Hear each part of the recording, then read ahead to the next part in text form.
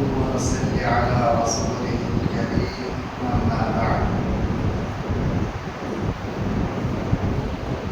أعوذ بالله السميع العليم من الشيطان الرجيم من همزه ونفخه ونفثه. بسم الله الرحمن الرحيم. والخيل والبغال والحمير لتركبوها وزينة ويخلق ما لا تعلمون. حاضرین گرامی، الحمدللہ اللہ تعالیٰ کی توفیق اور مہربانی سے سورۃ النحل اور سورہ بنی اسرائیل کا تقریباً پورا حصہ سوائے ایک صفحہ کے نماز تراویح میں ہم لوگوں نے سماعت کیا ہے. اس کے اندر کچھ اہم نکات جو ہم لوگوں نے سنا اس کے بارے میں آج کے درس میں کچھ توضیحی باتیں پیش کی جائیں گی. حاضرین گرامی، سورۃ النحل کو اگر دیکھیں تو آیت نمبر 8 میں اللہ رب العزت نے اس بات کا تذکرہ کیا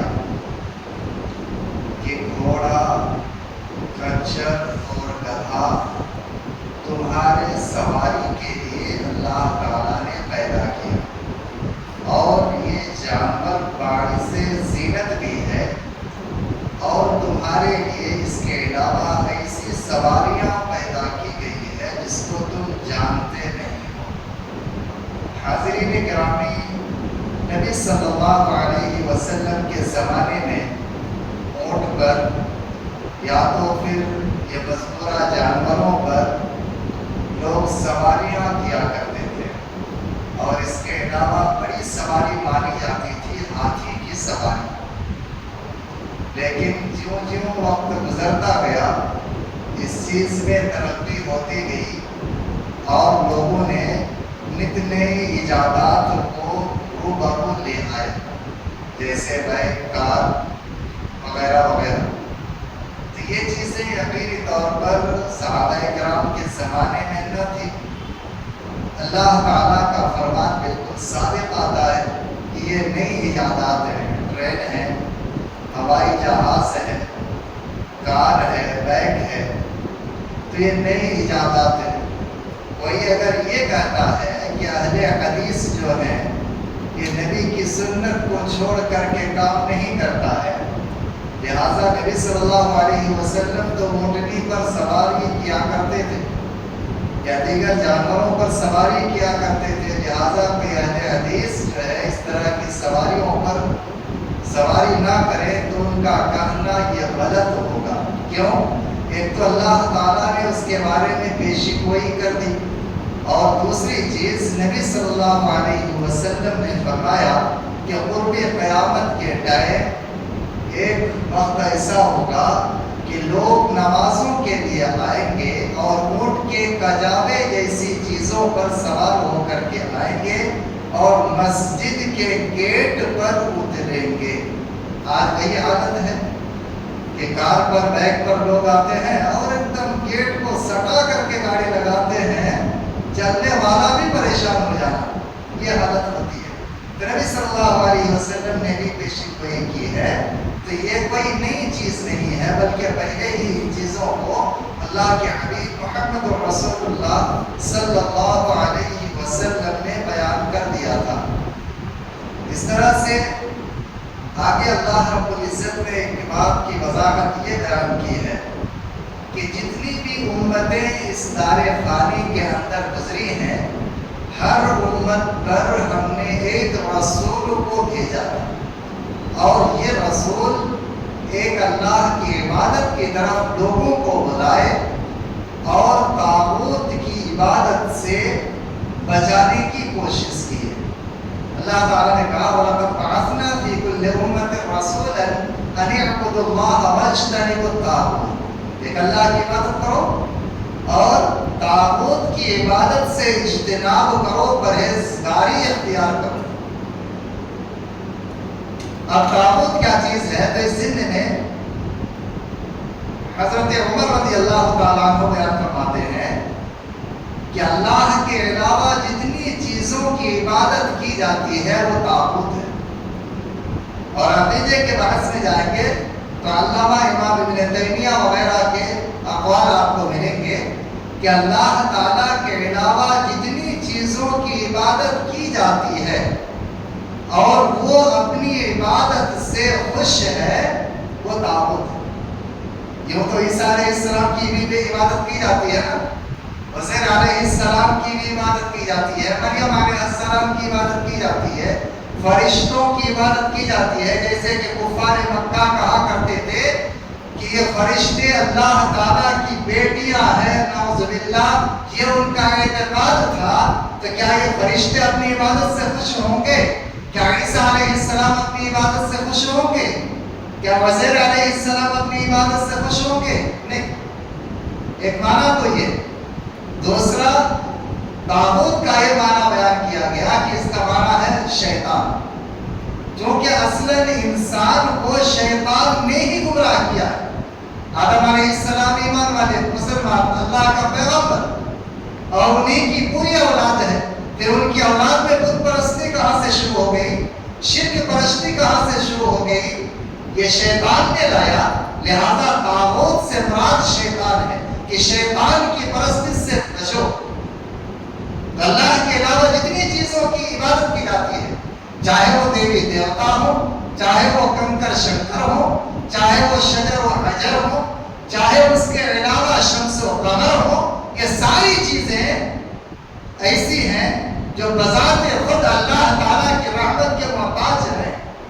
سورۃ الرعد آیت نمبر 14 میں اللہ تعالیٰ نے ایک مثال دے کر کے سمجھایا کہ اللہ کے علاوہ جتنی بھی چیزوں کی عبادت کی جاتی ہے تو عبادت کرنے والوں کی مثال کیسی ہے کہ ایک شخص جو پیاسا ہے تالاب کے کنارے بیٹھ جائے، اپنے ہاتھوں کو پھیلا دے اور کہے اے پانی آ جا اور میری پیاس بجھا جا. نہ پانی ان کی بات کو سنتا ہے، نہ ان کے منہ میں آ کر کے ان کی پیاس کو ختم کرتا ہے.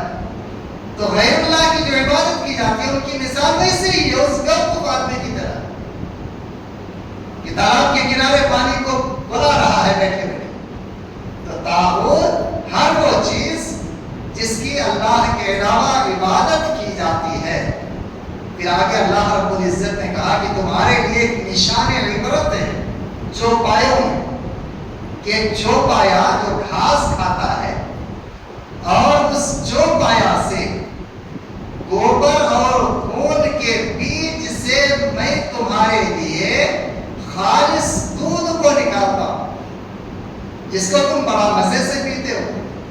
واقعی بات ایسی ہے یا نہیں کہ ایک گائے چارہ کھاتی ہے، گھاس کھاتی ہے اور اس سے جو ہے وہ میٹھا دودھ دیتی ہے، اور اسی گھاس سے اس کے پیٹ میں گوبر بھی بنتا ہے، اسی گھاس سے اس کے پیٹ میں پیشاب بھی بنتا ہے، اسی گھاس سے اس کے پیٹ میں خون بھی بنتا ہے. تو ایک گھاس کھا کر کے گائے گوبر، پیشاب، خون اور دودھ یہ 4 چیزیں دیتی ہے. امام شافعی رحمۃ اللہ علیہ سے سوال ہوا، امام صاحب اللہ تعالیٰ کی وحدانیت کو آپ کیسے ثابت کریں گے؟ امام شافعی رحمۃ اللہ علیہ نے کہا کہ دودھ کا پتا لے لو، اسی سے تو اللہ تعالیٰ کی وحدانیت ثابت ہو جائے گی. دودھ کا پتا گائے کھاتی ہے، دودھ دیتی ہے. دودھ کا پتا ہرن کھاتا ہے تو مشک دیتا ہے، خوشبو. وہی دودھ کا پتا ریشم کا کیڑا کھاتا ہے تو پھر ریشمی تاگا دیتا ہے. اور وہی دودھ کا پتا دیگر جانور کھاتا ہے تو اس کے پیٹ میں جا کر کے گوبر بن جاتا ہے. تو دودھ کے پتے سے ہی تم اللہ تعالیٰ کی وحدانیت کو سمجھ سکتے ہو. شرط ہے کہ اس کے لیے غور کرو، اس چیز کو سوچو. تو اللہ تعالیٰ نے کہا تمہارے لیے چوپایوں میں نشان عبرت ہے کہ ایک گائے گھاس کھاتی ہے اور گوبر اور خون کے بیج سے تمہارے لیے اسی گائے سے ہم دودھ کو نکالتے ہیں جس کو تم مزے سے پیتے ہو. تقریباً مٹھائیاں بنتی ہیں دودھ سے، بعض چاکلیٹ بھی دودھ سے بنائے جاتے ہیں. بچوں کی مرغوب غذا دودھ ہے، دودھ سے آدمی کے جسم کے اندر توانائی آتی ہے. تو اللہ تعالیٰ نے اس چیز کا تذکرہ کیا پھر آگے جا کر کے اللہ تعالیٰ نے شہد کی مکھی کے بارے میں بیان کیا ہے کہ شہد کی مکھی کے دل کے اندر اللہ تعالیٰ نے انعام کیا کہ تم اونچے اونچی عمارتوں پر اپنا گھر بناؤ اور اونچے اونچے پہاڑوں پر اپنا گھر بناؤ اور مختلف رنگ کے پھولوں کا رس کو چوسو، کھاؤ اور اس سے شہد بناؤ۔ اور مکھیاں ایسے ہی کرتی ہیں، جس پھول کا موسم ہے اس پھول میں اس موسم میں آپ دیکھیں گے کہ شہد جو بنتا ہے نا تو اس کا رنگ وہ پھول کے رنگ سے میچ کرتا ہے۔ یہ کیوں؟ کہ اکثر پھول کا رس چوس کر کے شہد کی مکھی اپنے چھتا میں لے جا کر کے ڈالتی ہے، اور یہ شہد کی مکھی کے اندر اللہ تعالیٰ نے عجیب تاثیر رکھی ہے، یہ 50,000 کلومیٹر دور تک اڑ سکتی ہے اور وہ اپنا چھتا کو بھولتی بھی نہیں۔ اللہ تعالیٰ نے یہ سینسر اس کے اندر رکھا ہے۔ ایک انسان بھی دیکھ لیجیے کہ فلائٹ سے اڑ کر کے یہاں سے امریکہ پہنچ جاتا ہے نا، وہ بھولتا ہے کہ راستہ کدھر ہے، ہم بھول گئے۔ کیا فضا میں وہ گردش کھاتے رہتا ہے؟ ایسا ہوتا ہے؟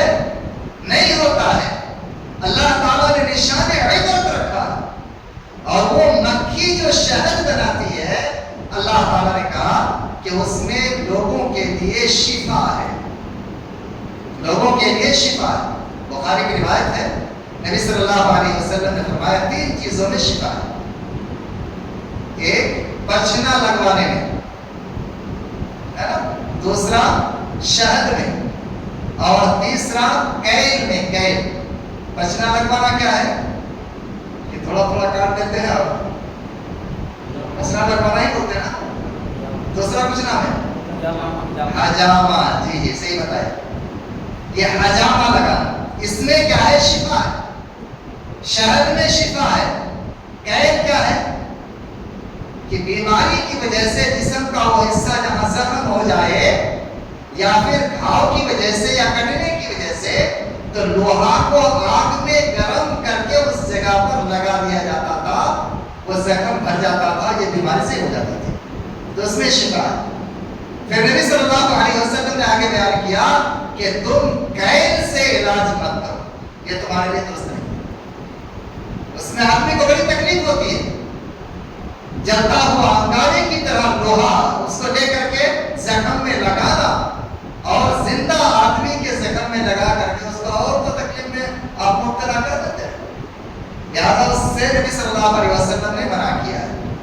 اچھا، بخاری کی اور ایک روایت ہے اس شہد کے تعلق سے کہ ایک شخص آ کر کے شکایت کی، اللہ کے حبیب میرا بھائی کا پیٹ خراب ہو گیا، ہاتھ سے لوٹا چھوٹتا ہی نہیں ہے نا، دشمسن کیا بولتے ہیں یہاں کی زبان میں؟ دشمسن ہی بولتے نا جی۔ اللہ کے نبی پیٹ خراب ہو گیا، کوئی علاج بتلائیے۔ آپ صلی اللہ علیہ وسلم نے کہا کہ جاؤ اس کو شہد کھلا۔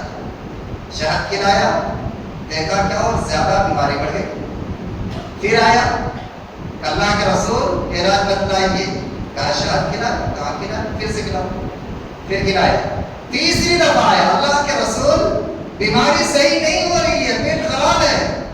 نبی صلی اللہ علیہ وسلم نے کہا کہ اللہ نے سچ کہا ہے، اللہ سچا ہے، تمہارا بھائی کا پیٹ ہی چھوٹا ہے، جاؤ شہد کھلاؤ۔ پھر جا کر کے شہد کو پلایا تو وہ شفا یاب ہو گئے۔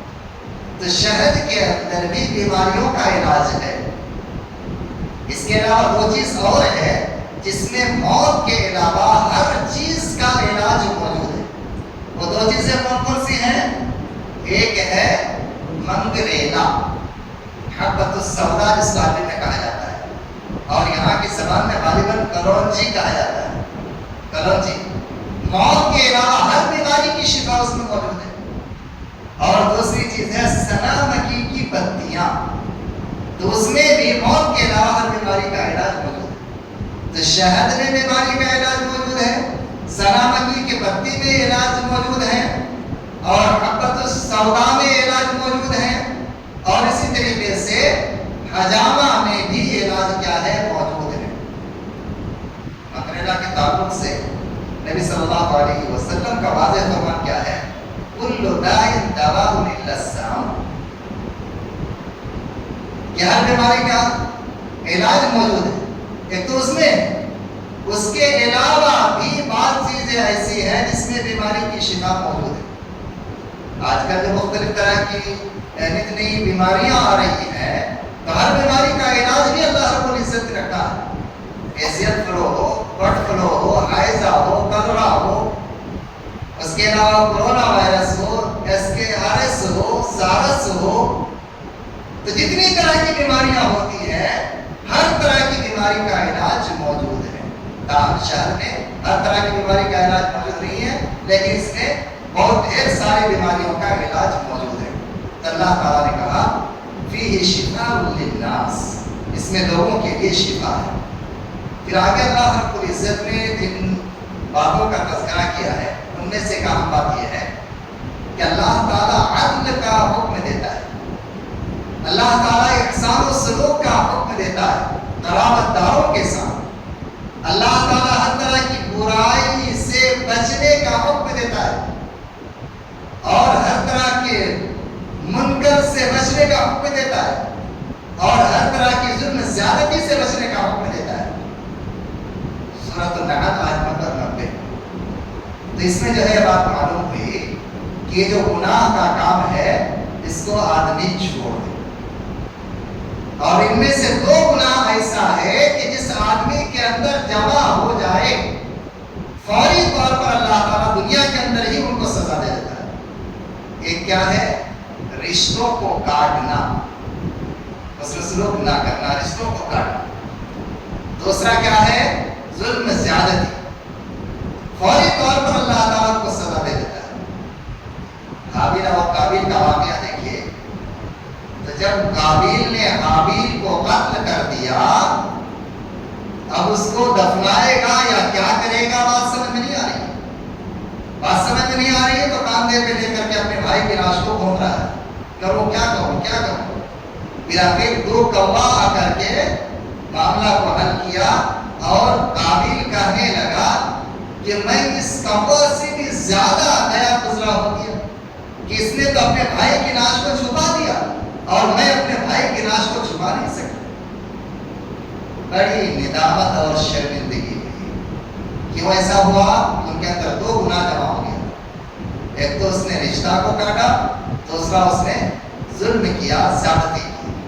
پھر آگے اللہ رب العزت نے اس چیز کو واضح کیا کہ چند روپیوں کے عوض، تھوڑی سی قیمت کے عوض اللہ تعالیٰ کے عہد کو نہ بیچو. اللہ رب العزت نے منع کیا. پھر آخر میں اللہ رب العزت نے کہا کہ ابراہیم علیہ السلام ایک امت تھے، ایک امت تھے.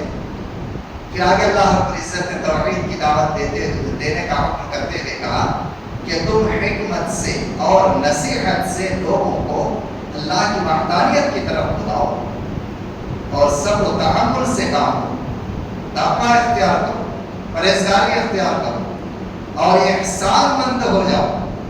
یقین مانو کہ پرہیزگاروں کے ساتھ، احسان مندوں کے ساتھ اللہ تعالیٰ ہے.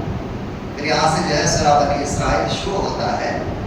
اس میں اولاً اسراء اور معراج کا واقعہ کو اللہ رب العزت نے بیان کیا ہے اور مسجد اقصیٰ کہا ہے کہ وہ اللہ، وہ ذات واحد جس نے اپنا حبیب محمد رسول اللہ صلی اللہ علیہ وسلم کو مسجد حرام سے مسجد اقصیٰ تک لے گیا.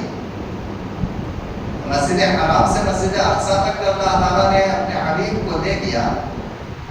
تو اقصیٰ کو اقصیٰ کیوں کہا گیا؟ اقصیٰ کا لغوی معنی ہوتا ہے دور، کیونکہ بیت اللہ سے بیت المقدس تک کی مسافت 40 دن کی. اس وقت لوگ پیدل جاتے تھے، آتے تھے، اور 40 دن کی مسافت تو دور کی مسافت ہوئی نا، دور کی مسجد ہوئی نا. اسی مناسبت سے اس کا نام مسجد اقصیٰ ہے، یعنی دور کی مسجد. اس سورہ میں آگے چل کر کے اللہ رب العزت نے بنی اسرائیل کا کچھ واقعہ بھی نقل کیا ہے کہ قوم یعقوب بنی اسرائیل میں اللہ رب العزت نے اس بات کا پیغام دیا تھا کہ تم زمین پر فساد نہ پھیلاؤ گے. لیکن ان یہودیوں نے کیا کیا؟ زمین پر فساد پھیلایا۔ پہلی غلطی کیا تھی؟ شیعہ علیہ السلام کو ان لوگوں نے قتل کر دیا جو وقت کے نبی تھے، اور آرمیہ علیہ السلام اس کو ان لوگوں نے قید کر دیا جو وقت کے نبی تھے، اور تورات کی خلاف ورزی کی۔ اللہ تعالیٰ نے ان کے اوپر ایک قول کے مطابق بخت نصر کو مسلط کر دیا، اور یہ بخت نصر یروشلم پر حملہ کیا اور پورا شہر کو تہمارا کر رکھ دیا۔ بے شمار یہودیوں کا قتل کیا، بے شمار یہودیوں کو قید کر دیا، تو پورا ایلیا شہر جو ہے یروشلم یہ پورا برباد ہو کر کے رکھ دیا۔ اور دوسرا قول کے مطابق جالوت بادشاہ کو اللہ تعالیٰ نے اس کے اوپر مسلط کر دیا، اور جالوت بادشاہ نے پوری قوم کو تباہ کر دیا، بے شمار لوگوں کو قتل کر دیا۔ یہ کب کا واقعہ ہے؟ آج سے اگر تاریخ کو کاؤنٹنگ کریں تو تقریباً 2620 سال پہلے کا واقعہ ہے۔ 2620 سال پہلے کا واقعہ، کیونکہ عیسیٰ علیہ السلام کی پیدائش سے 600 سال پہلے کا یہ واقعہ ہے۔ پھر ان لوگوں نے توبہ استغفار کیا تو اللہ رب العزت نے معاف کیا۔ پھر دوبارہ اس نے زمین پر فساد پھیلایا، اور زکریا علیہ السلام کو ان لوگوں نے قتل کر دیا، اور عیسیٰ علیہ السلام کے قتل کے در پہ تھے کہ اللہ تعالیٰ نے عیسیٰ علیہ السلام کو چوتھے آسمان پر اٹھا دیا اور آپ کی خلاف ورزی کی۔ تو اللہ رب العزت نے ٹائٹس بادشاہ کو، شاہ روم کو ان کے اوپر مسلط کر دیا، اور انہوں نے بے تحاشا یہودیوں کو قتل کیا، اور بیت المقدس کا جو علاقہ ہے اس علاقے سے یہودیوں کو خدیڑ دیا۔ اب یہ مختلف جگہوں پر جا کر کے آباد ہو گئے۔ بیت المقدس کا علاقہ، فلسطین کا علاقہ یہودیوں سے خالی ہو گیا۔ یہ کب کا واقعہ ہے؟ آج سے قریب 2000 سال پہلے کا واقعہ ہے۔ یہ سن 70 عیسوی کا واقعہ ہے۔ آج کیا ڈیٹ ہے؟ آج 2020 چل رہا ہے نا، یا 2025، معاف کیجیے گا، 2025 چل رہا ہے۔ یہ 70 عیسوی کا واقعہ ہے۔ اب مختلف جگہوں پر چلا گیا۔ پھر آگے اللہ رب العزت نے بیان کیا کہ جب تم نافرمانی کرو گے تمہارے اوپر ظالم بادشاہ کو ہم متعین کر دیں گے، مسلط کر دیں گے۔ اور ہٹلر کے زمانے میں کیا ہوگا؟ جرمنی میں تقریباً 70 سے 80 لاکھ یہودیوں کا قتل عام ہوا۔ گیس کے چیمبر میں یہودیوں کو ڈال کر کے گیس چھوڑ دیا جاتا تھا، اور اس سے اس کا جسم، ان کی ہڈیاں گل جاتی تھی۔ زندہ اس طرح سے گیس کے چیمبر میں ڈالا جاتا تھا، زندہ اس کو جلایا گیا، اس کو قتل کیا گیا، ان کی ماؤں اور بہنوں کی عزت و آبرو ریزی کی گئی۔ یعنی مختلف ناحیے سے جو عذاب کی شکل ہو سکتے تھے ان لوگوں کو پریشان کیا، یہاں تک کہ جرمنی کی سرزمین سے یہودیوں کو بھگا دیا گیا۔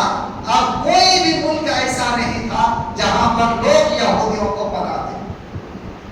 نہتے غریب، بھوکا ننگا، پہننے کو چپل نہیں، پہننے کو کپڑا نہیں، یہ بھیک مانگتا ہوا پہنچا۔ پھر آخر فلسطین کے علاقے میں پہنچا، اور وہاں کے لوگوں نے ان کو پناہ دے دی۔ یہ ان کی بڑی غلطی تھی، پناہ دے دی۔ آج وہی یہودی جو فلسطین کی سرزمین پر بھوکا ننگا پہنچا تھا، فلسطینیوں پر ظلم زیادتی کر رہا ہے، اور نبی صلی اللہ علیہ وسلم کا وہ فرمان ثابت آ رہا ہے کہ فلسطین کی سرزمین پر ہی ایک طرف شیطان کا لشکر ہوگا اور دوسری طرف اللہ کا لشکر ہوگا، اور یہاں پر پھر جنگ عظیم ہوگا، مرحمت العظمی ہوگا، عظیم الشان لڑائی ہوگی، بہت بڑی لڑائی، ایسی لڑائی جس میں ایک آدمی کا اگر 100 بیٹا ہوگا تو 99 بیٹا قتل ہو جائے گا۔ چڑیا اڑ کر کے بھاگے گی لیکن ناش ختم نہیں ہوگا، ناشوں کی بدبو سے یہ چڑیا اڑتے ہوئے گر جائے گی اور مر جائے گی۔ یہ عالم ہوگا. پوری دنیا سے کفار، مشرکین، منافقین، ملحدین اسی عرض پر جمع ہوں گے، اسی سرزمین پر جمع ہوں گے، اور ایمان والے بھی اسی سرزمین پر جمع ہوں گے. ایک طرف کمانڈر کون ہوگا؟ کون ہوگا؟ دجال، مسیح دجال. دوسری طرف امام مہدی. پھر اللہ تعالیٰ عیسیٰ علیہ السلام کو نازل کرے گا، اور عیسیٰ علیہ السلام مسلمانوں کا کمانڈر ہوں گے اور دجال کو قتل کر دیں گے. مسیح دجال کو عیسیٰ مسیح علیہ السلام قتل کریں گے. دونوں کے نام میں کیا لگا ہے؟ مسیح. عیسیٰ بھی مسیح ہے، دجال بھی مسیح ہے. دجال کا فتنہ اتنا عظیم ہوگا کہ نیکیوں کو کلی طور پر یہ مٹا دے گا. اور مسیح عیسیٰ علیہ السلام کے نام پر مسیح ہے. کیوں؟ کہ عیسیٰ علیہ السلام برائیوں کو مٹا دیں گے، سلیموں کو ختم کر دیں گے، بدچالوں کو ختم کر دیں گے. اب ایک اللہ کو ماننے والے ہوں گے. پھر جو ہے یاجوج ماجوج کا خروج ہوگا.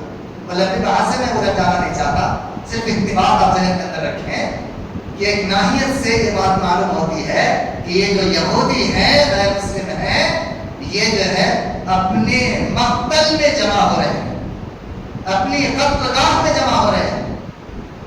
ابھی ان لوگوں نے غزہ پر بمباری کی، معصوموں کا گھر کو تباہ کر دیا. اللہ تعالیٰ نے کیا کیا؟ وہ علاقہ جہاں سے $610 بلین 610 بلین ڈالر سالانہ اسرائیل کو دیا جاتا تھا کہ تم مسلمانوں کو تباہ کرو، مسلمانوں کو برباد کرو. اور جب یہ مسلمان بے گھر ہوئے تو اس کا مزہ لینے والے، کہنے والے، چیخنے والے، چلانے والے بہت اچھا ہوا، مسلمانوں کو ختم کر دیا گیا. لیکن اللہ تعالیٰ کے در پر جب مظلوم کی آہ پہنچتی ہے تو اللہ تعالیٰ کی رحمت جوش میں آتی ہے، اور اللہ تعالیٰ نے ان کے اوپر کیا کیا؟ آگ کو مسلط کر دیا، ان کے پورے گھروں کو تباہ کر کے رکھ دیا. اب وہ لوگ جو ٹپنی کرتے ہوئے، ہنستے پھرتے ہوئے، مزہ لیتے ہوئے نظر آتے تھے، اب روتے گر جاتے ہوئے نظر آتے ہیں. اسی واٹس ایپ پر، اسی فیس بک پر، اسی میسنجر پر، اور اسی جو ہے نیٹ کی دنیا پر ان کو بھی دیکھا جا سکتا ہے. اللہ کے گھر میں دیر ہے، اندھیر نہیں ہے. تو جو قوم بدبختی میں آگے بڑھ جائے، اللہ تعالیٰ اس قوم کو تباہ کر کے رکھ دیتا ہے، اس قوم کو برباد کر کے رکھ دیتا ہے. تو یہ یہودیوں کی تاریخ اور یہودیوں کے بارے میں چند اہم باتیں میں نے آپ کے سامنے بیان کی. تو اللہ تعالیٰ نے اپنی آیت میں کیا کہا کہ جب یہ برائی اور گناہ پر، فساد فی الارض میں آگے بڑھیں گے تو اللہ تعالیٰ ایسے لوگوں کو ان کے اوپر مسلط کرے گا کہ یہ پھر سر نہیں اٹھا سکیں گے. پھر آگے اللہ رب العزت نے جن باتوں کا تذکرہ کیا ہے، باتوں میں ایک اہم بات یہ ہے کہ والدین کے ساتھ احسان و سلوک کرنا اور اللہ کے ساتھ کسی کو شریک نہ ٹھہرانا. پھر آگے اللہ تعالیٰ نے کہا کہ زنا کے قریب مت جاؤ. زنا جو ہے ایک فاحش کام ہے، برائی کا کام ہے.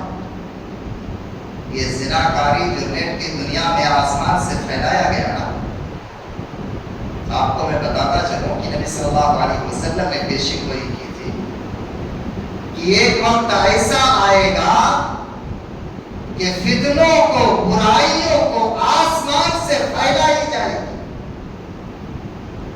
برائیاں آسمان سے پھیلائی جائے گی. آج ہمارے ہاتھ میں موبائل ہے، اس بات کو سمجھنے میں مشکل نہیں ہوگا. ہاتھوں میں موبائل ہے. موبائل کب تک چل رہا ہے؟ جب تک اس میں ٹاور ہے، نیٹ ورک. یہ نیٹ ورک ہمیں کہاں سے ملتا ہے؟ سیٹلائٹ کے ذریعے سے ملتا ہے نا، ٹاوروں کے ذریعے سے ملتا ہے. نیٹ ورک جو موبائل میں آ رہا ہے ٹاوروں کے ذریعے سے آتا ہے نا. اور مختلف چینلیں جو چل رہی ہیں، تو ان چینلوں کو اور چینلوں کے ذریعے سے جو چیز پھیلائی جا رہی ہے، یہ کس کے ذریعے سے؟ سیٹلائٹ کے ذریعے سے. سیٹلائٹ کہاں ہے؟ اوپر ہے، نیچے؟ اوپر.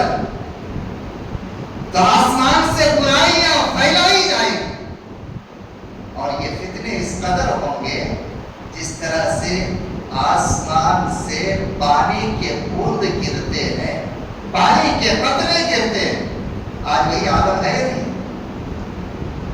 جب فتنوں کا دور ہوگا، کوئی بھی گھر، کوئی قبیلہ، کوئی کنبہ، کوئی بھی شہر، کوئی بھی بستی ایسی نہ ہوگی جہاں پر یہ برائیاں نہ پھیلائی جائے۔ آج یہ عالم ہے یا نہیں ہے؟ اگر آدمی کھیت کھلیان میں ہے تو وہاں پر بھی موبائل لگا ہوا ہے، 2-4 دن رک رہا ہے تو ٹی وی لے جا کر کے، وی سی آر لے جا کر کے دیکھ رہا ہے، کچھ نہیں تو موبائل ان کے پاس ہے، موبائل میں واہیات قسم کی چیزوں کو دیکھ رہا ہے۔ آج کون سی ایسی جگہ ہے جو اس فتنہ سے محفوظ ہے؟ معاف کیجیے گا، مسجد میں بھی آ کر کے بعض لوگ کیا کرنا شروع کرتے ہیں؟ عجیب عجیب چیزیں دیکھنا شروع کرتے ہیں نا۔ نہیں کچھ نہیں، صرف بیان ہی آپ سنتے ہیں، سن رہے ہیں نا بیان؟ اس میں جو ایڈ آتا ہے یہ اچھی چیز ہوتی ہے۔ ایڈ دینے والے، پرچار کرنے والے ایسے ایسے کپڑوں میں ملبوس ہیں کہ ایک ایماندار آدمی، ایک حیا والا شخص شرم آ جائے گا ان چیزوں کو دیکھنے سے۔ کیا ہماری مساجد بھی محفوظ ہیں؟ نہیں، یہ برائیاں، یہ زنا اور اس طرح کی کوئی بھی برائی ہو اللہ تعالیٰ نے حرام قرار دیا ہے۔ پھر آگے اللہ رب العزت نے جن اہم باتوں کا تذکرہ کیا ہے ان میں سے ایک بات یہ ہے کہ دیکھو تمہارے بیچ حق آ چکا ہے اور باطل چھٹ چکا ہے۔ باطل تو چھٹنے ہی کے لیے ہے۔ سورہ بنی اسرائیل آیت نمبر 81۔ جب مکہ فتح ہوا، خانہ کعبہ کے اندر 360 بت رکھے پڑے تھے۔ نبی صلی اللہ علیہ وسلم خانہ کعبہ کے اندر تشریف لے گئے، آپ کے ہاتھ میں ایک چھڑی تھی، آپ اس چھڑی سے بتوں کو گرا رہے تھے اور کہہ رہے تھے جاء الحق وزهق الباطل ان الباطل كان زهوقا، کہ حق آ گیا، باطل چھٹ گیا۔ باطل چھٹنے ہی کے لیے ہے، ختم ہونے کے لیے، باطل پائیدار نہیں ہو سکتا ہے۔ پھر آگے اللہ رب العزت نے روح کے تعلق سے بیان کیا کہ روح جو ہے ایک ایسی چیز ہے جو اللہ تعالیٰ کا حکم ہے، غیر پر یہ چیز ہے۔ روح کے تعلق سے بعض لوگ مختلف انداز سے لوگوں کو گمراہ کر دیتے ہیں، لوگوں کو گمراہ کر دیتے ہیں۔ میں جہاں تک سمجھتا ہوں کہ یہ وقت اجازت نہیں دیتا ہے، انشاءاللہ العزیز روح کے بارے میں مزید باتیں اگلے درس میں ہمارے سامنے ہوں گی۔